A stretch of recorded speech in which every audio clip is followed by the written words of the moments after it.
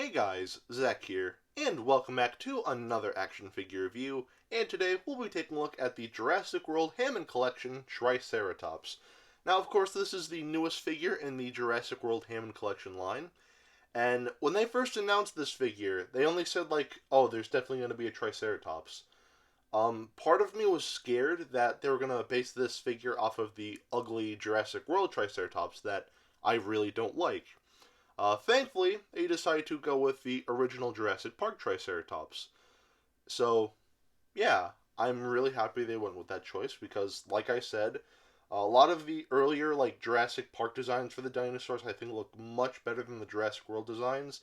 And really quick, I just want to say, Mattel, if by some miracle you're watching this video, just listen to what I have to say. If you ever decide to do a Hammond Collection Stegosaurus, please, I'm begging you, please, base it off the one from the Lost World. Don't do the ugly Jurassic World Stegosaurus. Please, just do the beautiful looking Lost World Stegos. That would be amazing. But I digress. Anyway, yeah, I don't really have a whole lot else to say, so let's just get right into this.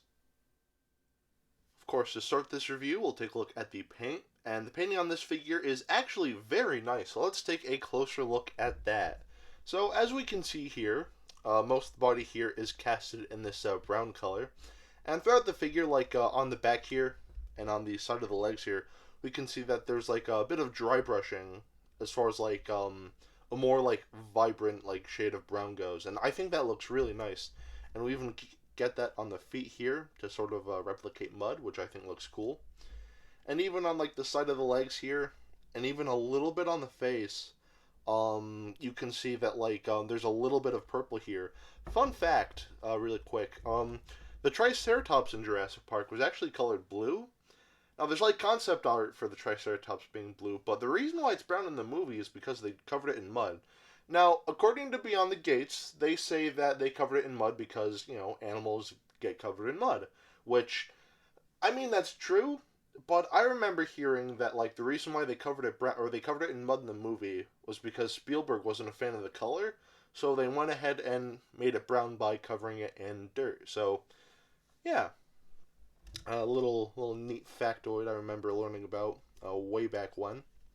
But yeah, on the crest here, again, we have more of that brown here, which I think looks very nice. The eyes here are painted orange with black pupils.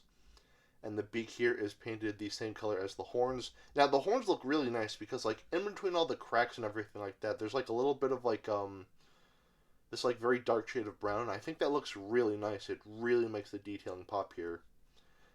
And the little, these parts of the crest here are painted the same color as the horns and beak. And the underside, we have a nice tannish color.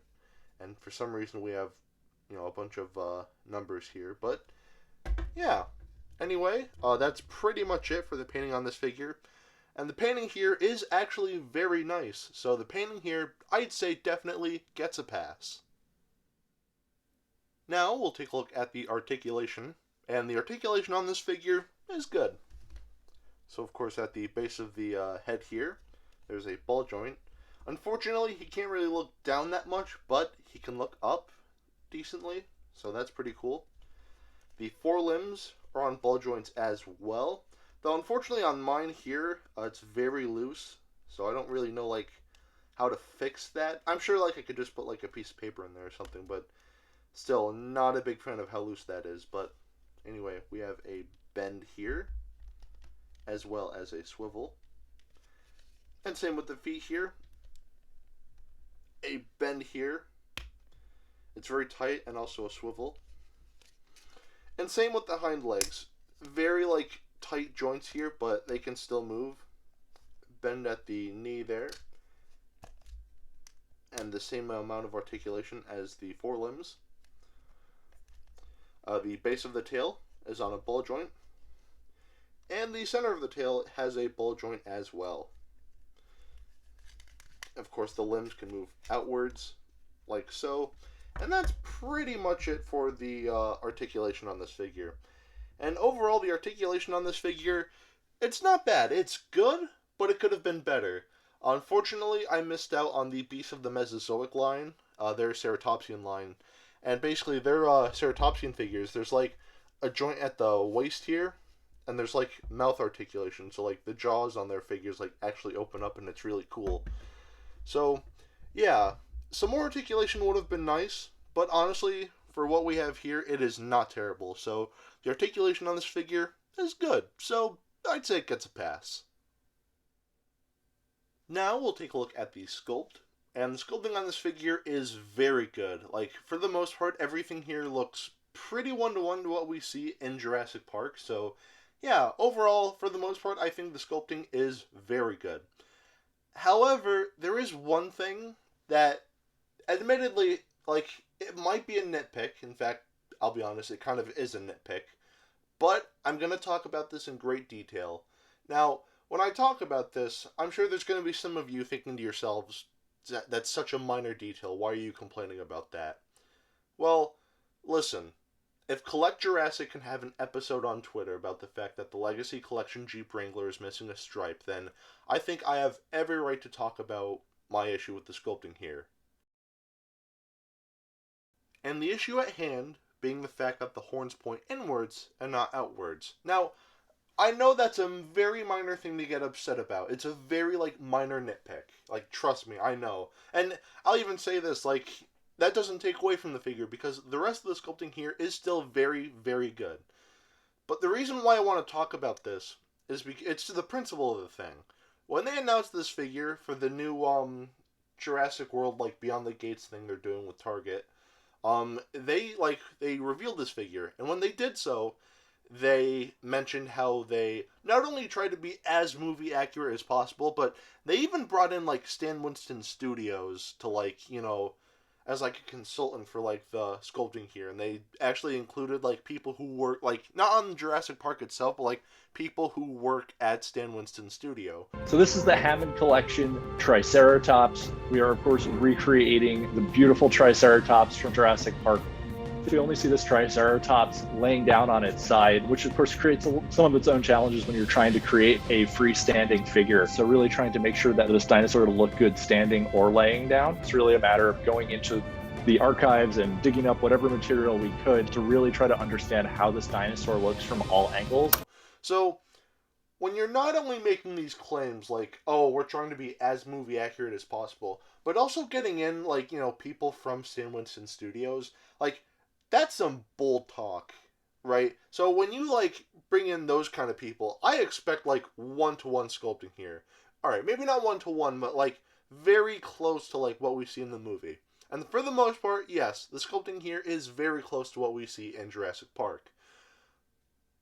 But when you face the horns inwards and not outwards, like, again, I know that's such a minor thing, but it's like, you strive for movie accuracy, like, saying these things, but you're not fully giving us that. And it's kind of frustrating. I know it's such a minor thing to complain about, but when you sit there and say things like, we're trying to be as, like, movie accurate as possible, and even, like, bring in, like, Stan Winston Studios to, like, talk about this, it's like, I'm sorry, like, when you bring in Stan Winston Studios, I expect, like, a one-to-one, like, sculpt on a figure.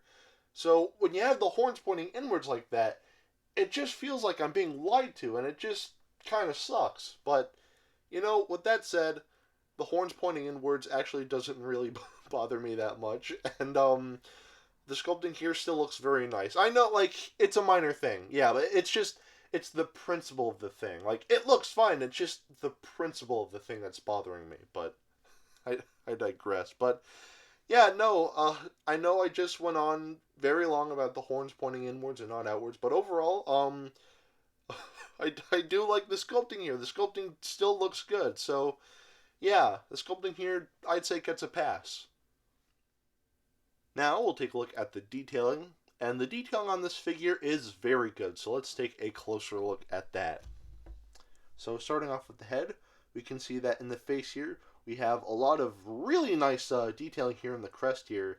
All of like the pebbling for the scales and whatnot just looks beautiful. And even on the face here, just a lot of nice wrinkles and like creases in the skin. The horns here, again, look very nice. All of the cracks and crevices here detailed very beautifully, and same with the smaller horn here. Just a lot of great detailing here overall in the beak. All of the little cracks and bumps here just looks great. Side of the body, again, a lot of really nice musculature here, and all like the little like osteoderms throughout, just detailed very nicely, and just a lot of nice wrinkles like under here, very like very rhino-like, and I think that's really cool. Going to the forelimbs here, again, just a lot of really nice musculature here, and just a lot of great detailing, like all the little like wrinkles here on the foot.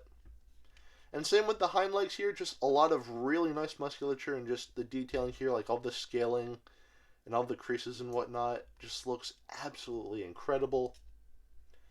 And going to the tail here, again, just a lot of really nice detailing, a lot of great scaling, all of the wrinkles and like creases in the skin on the underside here, just overall looks great. So, yeah. That's pretty much it for the detailing on this figure, and the detailing here is honestly pretty much perfect, so the detailing here, I'd say definitely gets a pass. Now we'll do some size comparisons. Here we have the Hammond Collection, Dr. Ian Malcolm. Here we have the Jurassic World Fallen Kingdom, Roarivores, Triceratops. Here is the Hammond Collection, Tyrannosaurus Rex, and I never realized how small the Triceratops is in Jurassic Park. Like, comparing the Triceratops to Ian Malcolm, like, they scale very nicely together, but then, like, you get here, I don't know if the Triceratops is too small or the T-Rex is too big, but either way, the Triceratops here looks puny compared to the T-Rex. And, of course, here is the original Kenner Jurassic Park Triceratops, and I'm sorry, it hurts me to say this again, but I just have to. I love Kenner. The original Kenner Jurassic Park toy line will always be my favorite toy line of all time. And even the toy line for the Lost World Jurassic Park I think is great, because of course they were both done by Kenner. But comparing these two figures, I'm sorry, this new Hammond Collection Triceratops is, again, it's better than the Kenner Triceratops.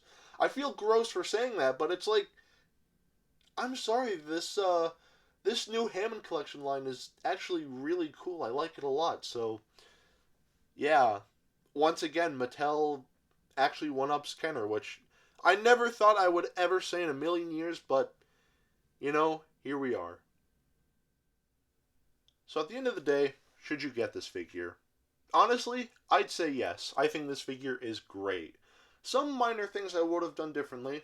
Unfortunately on mine, one of the legs is very loose.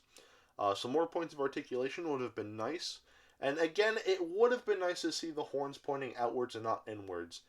With that said, though, people are probably going to take that whole rant I just had in this video and say, like, oh, he doesn't like this figure solely because of the horns. No, I love this figure. In fact, I just said that this figure is better than the Kenner Triceratops. And I am a huge Kenner fanboy, so the fact that I'm saying that should tell you that I really do like this figure. It, like I said, earlier, it's just the principle of the thing. Just like, I feel like I've been kind of lied to is all. But even then, it's so minor, it's not the end of the world. It's the principle of the thing. So overall, I do like this figure. I think it's great, and I definitely recommend that you pick this guy up. As far as price tags go, though, you're looking at about like $20, which is not that bad at all, because this is a very solid Triceratops figure, and yeah. Not as nice as the Beast of the Mesozoic Triceratops figures, but unfortunately, like, that whole Ceratopsian line is very expensive, so if you want something more affordable and something more akin to, the Jurassic Park dinosaurs, then honestly, I'd say this figure is good, because, well, actually, no, this figure is great, but yeah, no, this figure, I'd say, is, it does a good job at that, so, yeah. Anyway, that is it for today. Have a great rest of your week, and I will see you in the next video. Peace, Zack out.